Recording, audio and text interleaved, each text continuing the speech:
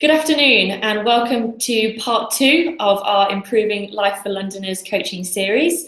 My name's Sammy Morger. I'm broadcasting live today from Crowdfunder HQ in Newquay. So we're going to kick off pretty much straight away with a quick recap as to what we spoke about in our last session. So in the last session, it was all about planning your project. So we looked at creating a plan and figuring out what skills you need amongst your team, and also identifying and nurturing your crowd. So if you did miss that session, I would definitely recommend watching that back and making sure that you've also downloaded and have a look through the pack. If you did miss it, you can find the link to that video on YouTube directly below this one. So do go back and make sure that you're fully up to date. So today, more specifically, we're looking at creating your project. Now, this is my favorite part. This is my favorite stage in the crowdfunding journey. It's the bit where you get to tell your story, make it look great. So specifically, we're going to be focusing on these 4 things. So telling your story in your description. That's the big bit of space that you have on your project page where you can add text and images. We're also going to be having a look at a project video. What kind of things should you include? How long should it be? And next, rewards. Do you need to do rewards? What kind of things should you offer and how should you price it? And finally, setting target. So what's a realistic target and how do you work that out? So let's have a look at a good example of a real life project. We're going to jump over to the actual live Crowdfunder website now so we can see what that project looks like. So this is one called Ensuring the Growing at Growhampton Can Continue. And I definitely welcome you to go and actually have a look at that page yourselves. So this is a group who crowdfunded with us in June 2015. They raised just over £20,000, and it's a really great example of how to present a story. So as we look through the page, we can see they've got a fab video around about 3 minutes long. As we go down, we can see they've got some really bold text, headings and images. It's really clear what each section is about. They have these great testimonials where they've put little chicken images next to it. And you kind of get a bit of a sense just through the texture of the page and the images that they've used of what they're all about. Making it really clear what it is that they're trying to do, and they have a fantastic call to action at the end with a really fun thank you from themselves and of course their chickens as well. And we can also see down the side all of the different rewards that they've offered, and we can see how many people have pledged on each of them. So we can see, for example, the £5 reward, 31 people pledged, but the £10, 75 people actually pledged on that. So it's really useful to go through and look at projects like this one to get a bit of an idea as to what kind of thing works and how to tell the story. So let's look at your own projects then. So the first thing to think about is that messaging. What is it that you're actually trying to say on your project page? So we can break this down into 3 key points. And of course, there's a lot more detail that you can choose to add along each of these themes. So first up, what are you trying to achieve? And what we mean by that is not just what are you physically trying to do? Are you trying to build something or create something? But what is that trying to achieve? What's going to happen when you do build this thing or create it? What are the later impacts? What are the ripples of effect? So really thinking about that and making sure that you present that really clearly. Use numbers and targets and dates and things like that if you can, just to make it really tangible. So what is it that makes your project great? And we can swap that word great for many other words. What makes it unique? What makes it interesting, exciting, bonkers, whatever it might be that's relevant to your project and to your crowd. Remember, we had a look at your crowd in the last session. So make sure that that comes across really strongly. What makes your project stand out? And finally, who you are and what's your experience. This is one that sometimes people miss out when they're just thinking about it sort of by themselves. It's really important to make sure that you're presenting yourself as the project owner. I think there's a bit of a famous phrase that people fund people rather than projects. It will not only help for your credibility, but it also helps to make the project much more human and relatable. What we're looking for is that personal connection with that supporter, with the person who's looking at your page and deciding if it's something that they want to join, something they want to get involved with. So finding that hook is really key, and it's definitely a good idea to get a few other members of your team or other people who are involved with the project around and starting that discussion when you're coming up with that, rather than just trying to go it alone. It's definitely good to bounce those ideas around. And do make sure, of course, if we think about what we just saw on Growhampton's page, that you're presenting it in a very engaging way. So we're talking about images here, perhaps even infographics if they're relevant. Maybe if you're building a space or renovating a space, you could put in architect's drawings, even designs. Definitely testimonials as well. We want some other voices on the page. So it's not just you saying, I think this thing is great. You're saying that other people think what I'm doing is great too. Again, really helps with that credibility to back you up. And it also gives this sense of there being a community and a crowd already behind your project before you've even launched. Do, again, as we just mentioned before, make sure that you're adding in pictures of real people, happy faces, and the people behind the project, and make it easy to read with things like headings too. First thing I'm going to say on the video is that it's absolutely not essential. So don't panic if you were really worried about shooting a video. If it's not something you've done before, you can absolutely launch a project on Crowdfunder without a video. That said, we do find that projects with a video tend to find things that much easier. Their conversion rate tends to go up. They tend to do better with supporters. And that's just because it's a much more engaging way of telling a story. Particularly these days, there's so much video content around. Particularly if you're looking at engaging with wider audiences outside of your own network already, it's definitely something worth considering. Now, it doesn't need to be very long. I'd say 2 minutes at the maximum. If anything, shorter is better. And it doesn't need to be a Spielberg production.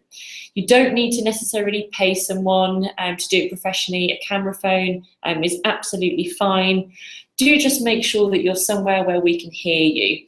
It may seem like a really nice idea to record your video on a beach, for example, but if the wind's blowing and there's crashing waves, we're not going to be able to hear a word that you're saying. So there's more advice on the kind of things to include in your video, and also some key things to watch out for in our pack, in the second pack on creating your project. So if you haven't, again, had a look at that yet, I'd absolutely recommend going there first of all. So rewards then, this is one of the areas that we get the most questions about. People who don't necessarily have a product or something that they're already selling or giving away, and they get really stuck and caught up around this idea of rewards. What is it that I can give my supporters in return? I'm just not really sure. Now, first up, again, just like the video, they're not essential. We can absolutely host donation projects on Crowdfunder.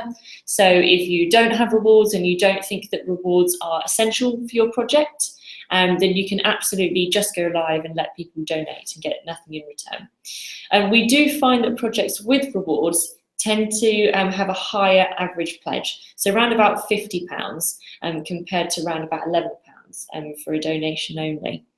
So it's definitely worth thinking about rewards if you can offer them. Sometimes you could instead say, if you don't have anything in particular to offer up, if you pledge £20, for example, that will pay for a new piece of equipment, or that will help to fund this or that. So it's a way of getting kind of around rewards without necessarily offering something in return. If you are going to offer rewards, do make sure you stick to stuff that is relevant and worthwhile.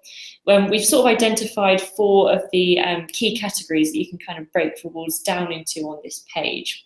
One of my favourite ones actually is number 2, experiences and events.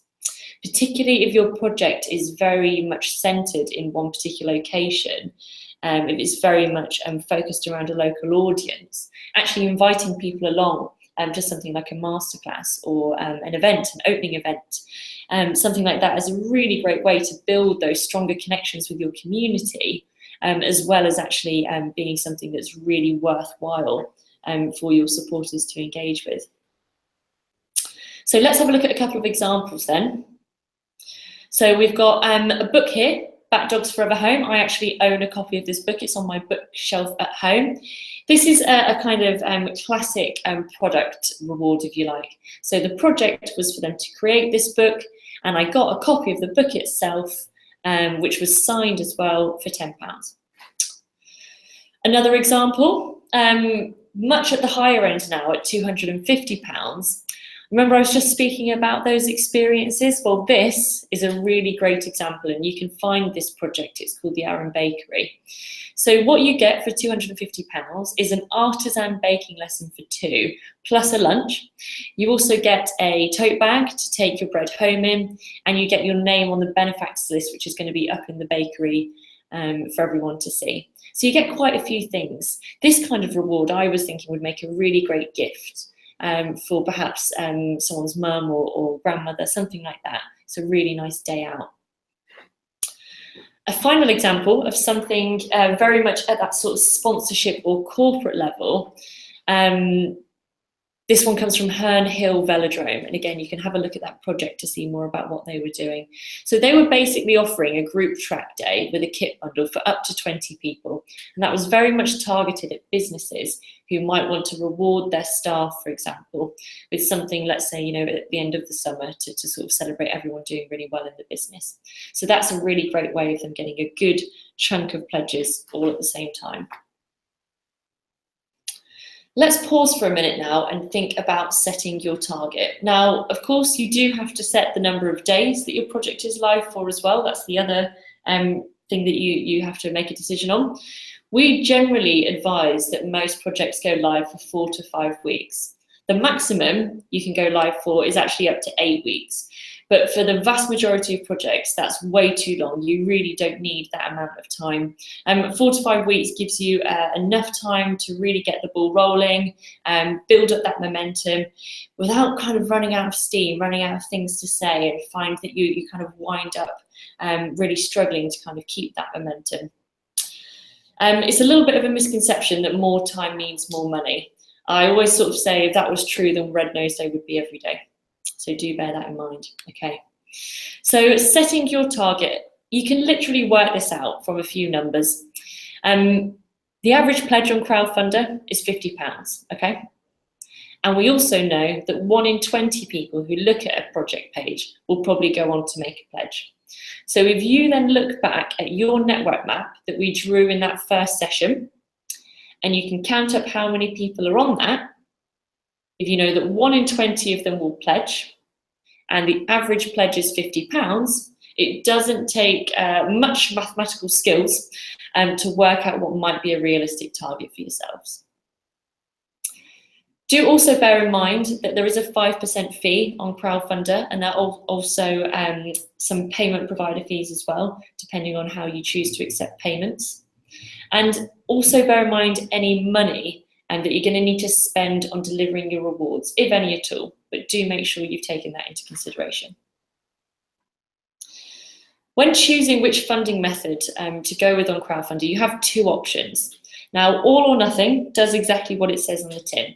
You have to reach your first target, that target that you set, in order to receive any of the money raised. If you don't reach it, your backers won't be charged, there's no fee to you, but you don't get the money, okay? The other option is flexible funding, or keep what you raise. The way that that works, it doesn't matter if you hit that first target or not. Either way, you get whatever's been pledged. And people often ask at this stage, why would anyone go for all or nothing? Flexible funding seems so much safer. And yes, perhaps for some people it does feel safer. But what I would say is that all or nothing is absolutely the best motivator for yourselves, your team, and your crowd as well, actually. That's normally the one that we advise most projects to go for. Keep What You Raise is really great if you're a charitable project, for example, and actually any amount of money that you raise will be put to good use and you're just really interested in connecting with your community, for example. But Keep What You Raise should not really be used as a safety net because you don't think that you're going to hit your target. If that's the case, review your target or have another look at your network map and try and make those two meet up instead of using Keep What You Raise as that safety net, okay? So hopefully now you've made it right the way through that second pack on creating a project page. And do, if you haven't already, click that Start Crowdfunding button on Crowdfunder. What that will do will put you into the system. You'll start to get to see how it works, what information you need to fill out and how that looks. Any questions at all, do get in touch. You can find me on Twitter personally. I'm at Sammy Morger. Or you can reach us via email, and that's support@crowdfunder.co.uk. Our next session is going to be all about running your project, and that's going to be at 1 p.m. on Wednesday, the 21st of June. In that session specifically, we're going to be looking at the strategy behind having a really strong launch to your crowdfunding project. We're going to be looking at the communication tools available to you, which ones you should use, why and how. And we're also going to be looking at how to interpret the data on your live project dashboard. So I will very much look forward to seeing you next time. Thanks so much. Bye.